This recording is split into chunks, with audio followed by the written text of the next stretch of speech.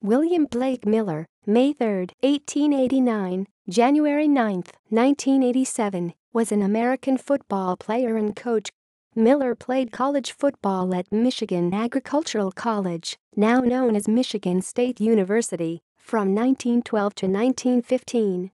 He was selected as the captain of the 1915 team and a first-team end on the 1914 All-Western College football team.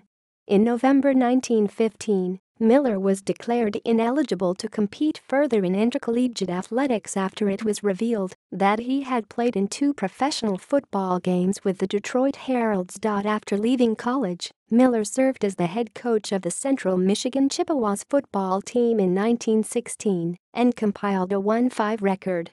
In 1919, he returned to Michigan Agricultural College as an assistant coach responsible for the backfield. Miller also played professional football in the first 2 seasons of the National Football League, NFL.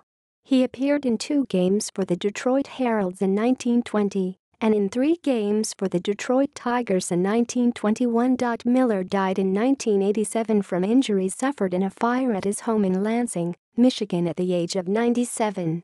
He was inducted into the Michigan State Athletics Hall of Fame in 2005. Head coaching record. Football. References.